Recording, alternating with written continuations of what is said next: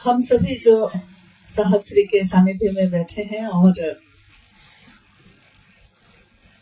ये जो हम आप सब मिलके बैठे हैं, इसका मूल कारण है कि शिव मेरे भी गुरु हैं, आपके भी गुरु हैं, सबके गुरु हैं।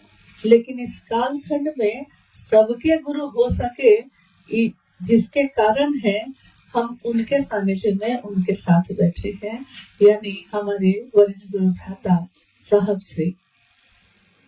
मूल कारण इस कालखंड में शिव की शिष्यता का जो विस्तारीकरण हुआ है, जो व्यापक हुई है, उसके मूल कारण इस जगत में हमारे वर्ण गुरु भ्राता और उनके सानिध्य में बैठे हुए सिर्फ शरीर से ना मन से भी हो, हम इसी की कामना करते हैं। यह उपवन है हम सबका घर, क्योंकि अगर साहब मेरे तो उनका घर भी मेरा। कहते हैं कि अगर राजा अपना हो जाए तो उस राज्य की हर चीज अपनी ही हो जाती है। महादेव अपने तो पूरी दुनिया अपनी, साहब अपने तो पूरी दुनिया अपनी। ये जगह जहाँ आप बैठे हैं वो भी आपकी। और इस स्थल पे जब भी हम और आप आते हैं, मन से आए चाहे शरीर से आए,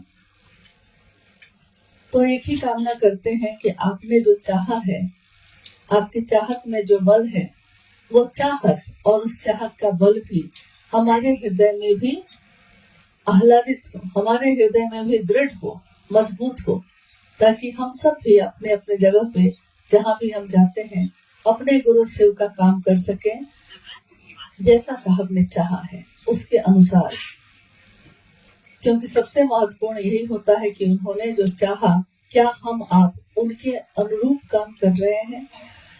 काम मतलब जब हम कहते हैं गुरु का काम, तो पहले लोग पूछते हैं कि शिव ही गुरु क्यों है, और अगर भाव से ही शिव गुरु होते हैं तो इस पे आपने साहब की चर्चा बहुत बार सुनी होगी कि क्या भाव होगा तभी शिव गुरु होंगे।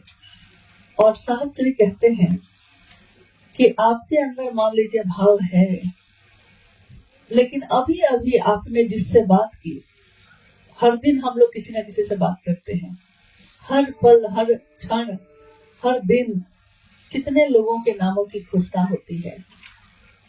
साहब श्री कहते हैं कि क्या जिससे आपने बात की है अभी, उसके अंदर भाव है, आपके अंदर भाव है, ये माना, लेकिन अभी अभी आपने जिन लोगों से बात की है, हो सकता है उनके अंदर महादेव के लिए वो शिष्य भाव ना हो अभी। क्या उसके परिणाम होंगे या नहीं होंगे? क्योंकि शास्त्र तो आज तक यही कहते रहे हैं कि भावेन लभ्यते देवता, भावेन देव दर्शनम। भाव से ही देवता लभ्य होते हैं और भाव से ही उनके दर्शन भी होते हैं। तो शास्त्र तो ये कहते रहे, लेकिन क्या शिव शिष्यता में भी ऐसा ही लागू होता है? क्योंकि देवों के देव महादेव हैं, तो देवता तक के लिए तो ये जरूरी है, लेकिन जो देवता का भी देवता हो उसके लिए क्या जरूरी है? तो अधिकांशतः मन में हमारे ये बात होती है कि जब देवता के लिए भाव जरूरी है, तो उनके भी जो देवों के देव है महादेव, उनके लिए तो भाव से भी ऊपर कुछ चीज होगी, तभी उनसे संपर्क संभव होगा।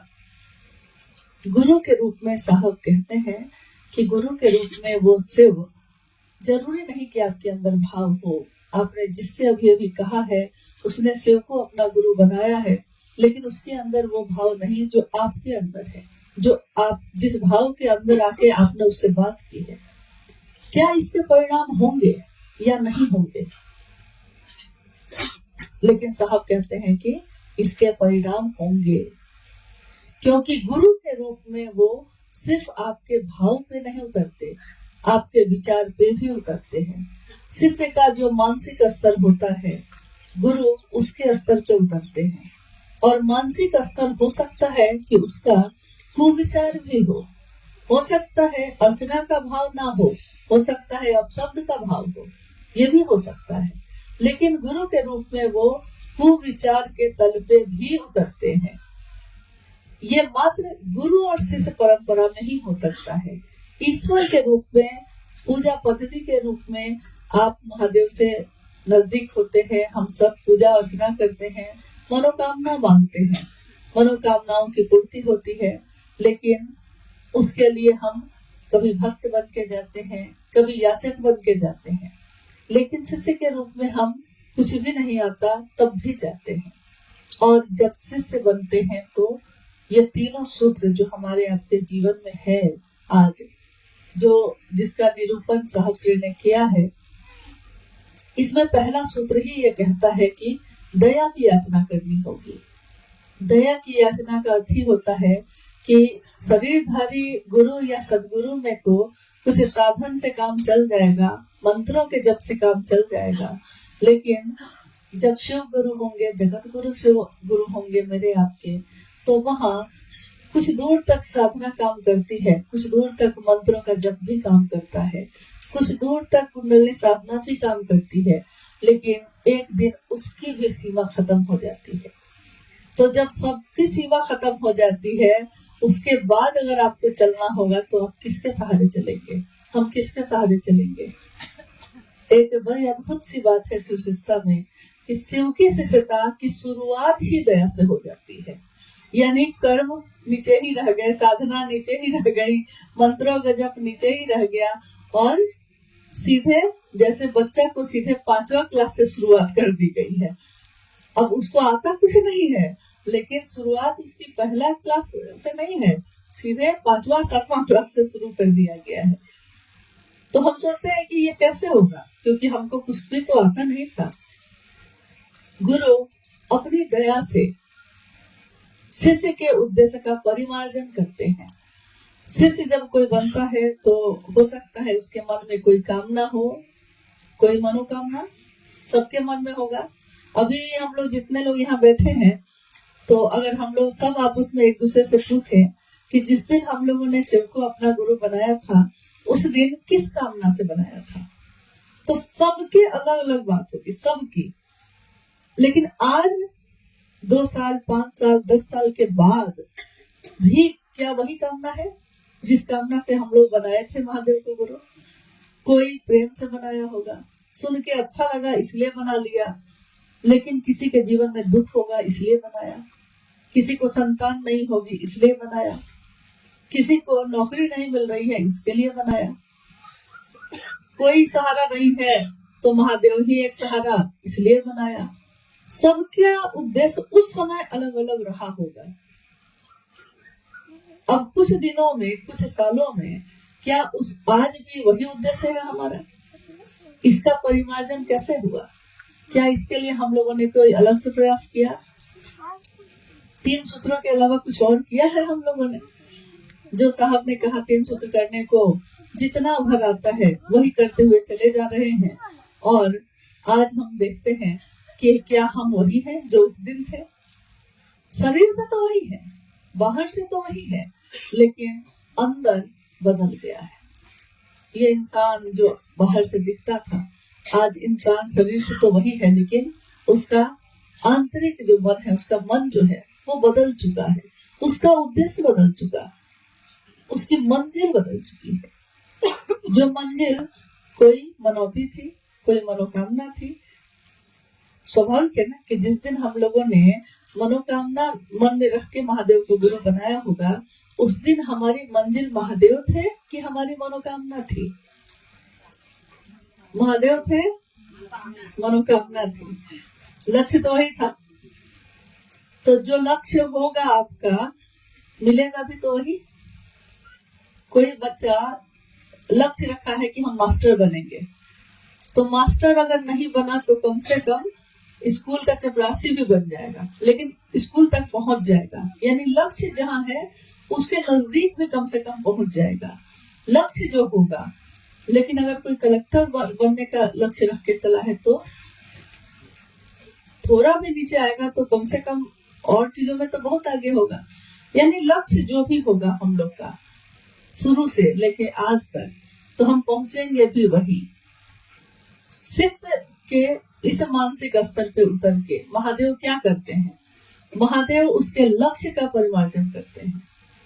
धीरे धीरे हमारा मन इतने सालों में ये समझ गया कि ये पंक्ति जो साहब ने अपनी चर्चाओं में कितनी बार कहा कि रहना नहीं देश वीराना है, यह जीवन कागज की पुरिया, बूंद परे भूल जाना है। कबीर ने कितने सालों पहले ये कहा, उन्होंने समझा होगा तो कहा होगा, लेकिन लोग कितना दोहराए इसको, लेकिन दोहराने से समझ तो नहीं पाए। साहब ने बार बार इस पंक्ति को भी दोहराया कि ये क्यों नहीं समझते हैं हम लोग कि यहाँ रहने की जगह है नहीं, आए हैं तो जाना ही होगा।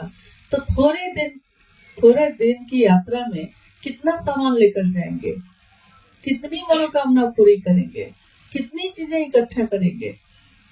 बोलने में तो हम लोग इस चर्चाओं में यही कहते रहे हैं शुरू से लेकर आज तक, लेकिन शुरू में ये बात समझ में नहीं आई थी। सिर्फ महादेव की बात की, सिर्फ महादेव से दया मांगा, महादेव की चर्चा की और महादेव को प्रणाम किया, बस इतना ही किया। लेकिन ये करते करते हमारा आपका मन सचमुच में, यथार्थ में ये समझने लगा कि यहाँ महादेव के सिवा कोई अपना नहीं है। बच के निकल जा इस बस्ती से, यहाँ करता मोहब्बत कोई नहीं, यहाँ कोई किसी से मोहब्बत नहीं करता। ये एक बहुत बड़ा भ्रम है जो हम लोग एक दूसरे से पाले रहते हैं, लेकिन कब कौन बदल जाए कोई नहीं जानता। एक ही सत्ता है जो कभी नहीं बदलती, न उसका सत्य बदलता है, न उसकी सुंदरता बदलती है। महादेव की, जिसका दर्शन साहब ने करवाया, जिनसे हम लोगों का गठजोड़ साहब ने कर दिया, एक ऐसा रिश्ता बनाया जो कभी हमारा साथ नहीं छोड़ते। महादेव ही है। लौकिक जीवन में बड़ा से बड़ा पाप भी अगर कोई कर बैठे, किसी न किसी की हत्या की है, सजा हो गई, फांसी की सजा हो गई, उम्र कैद की सजा हो गई, कानून के अनुसार, कानून की परिधि में अब उसको माफी नहीं मिलेगी। लेकिन लौकिक जगत में भी एक रास्ता उसके लिए खुला रहता है, और वो है राष्ट्रपति जो होते हैं सर्वोच्च, उनके पास मर्सी अपील करना। मर्सी अपील मतलब दया की याचना। देश का कानून एक रास्ता छोड़ता है, उसमें भी क्या है, शब्द देखिए क्या है, दया की याचना, मर्सी अपील। किया है मैंने ये, लेकिन आज पछता रहा हूं और कानून से मुक्ति नहीं मिलेगी। तो एक सत्ता वहां भी है, लौकिक जगत में भी है, जहां से हम माफी की याचना कर सकते हैं। और आपकी याचना जैसी होगी, आपका आचरण जैसा होगा, उस पे फिर निर्णय लिया जाता है कि क्या इसको माफी दी जा सकती है। और अगर ऐसा होता है तो माफी दी जाती है। और जब दया की जाती है, दया की अपील के बाद माफी मिलती है, तो सारे कानून के बंधन उस पर से हट जाते हैं। पारलौकिक जीवन में भी हम लोगों ने बहुत कुछ किया तो होगा, या आज भी कर रहे होंगे। हम कैसे जाने कि हम सही ही कर रहे हैं? ये तो महादेव आकलन करेंगे, गुरु आकलन करते हैं कि विद्यार्थी सही किया है कि नहीं। होता क्या है कि हम ही लोग एक दूसरे का आकलन करने लगते हैं। ये कुर्सी है महादेव की, और बारी बारी से सबको इस कुर्सी पे बैठने लगते हैं, दूसरों की समीक्षा हम खुद ही करने लगते हैं, लेकिन इससे कुछ हासिल तो होता नहीं। महादेव की नजर में हमने क्या किया है? क्या ऐसा कोई कृत्य हम सब करते हैं कि मेरे गुरु शिव का नाम हो, या ऐसा कृत्य करते हैं कि महादेव का नाम बदनाम हो? क्या करते हैं हम? ये देखना हम सबका अपने प्रति भी है। हम अपने तरफ भी देखें कि हमने क्या किया है। दूसरों की तरफ देखते देखते आदमी का स्वभाव है कि वो अपनी तरफ देखना भूल जाता है, चाहे वो चिंता हो, चाहे वो समीक्षा हो।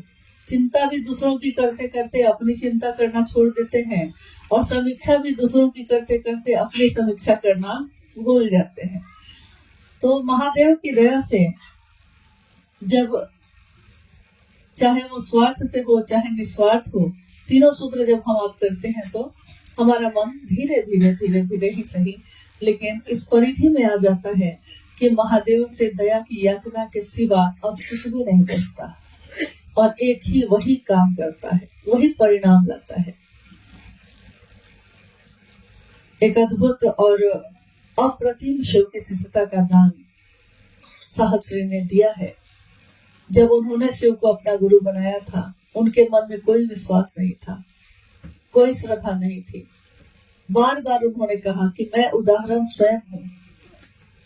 तब भी गुरु ने मेरे जीवन में इतना परिणाम लाया। कारण क्या था कि बस मैंने जो कहा मैं उस पर खड़ा रहा।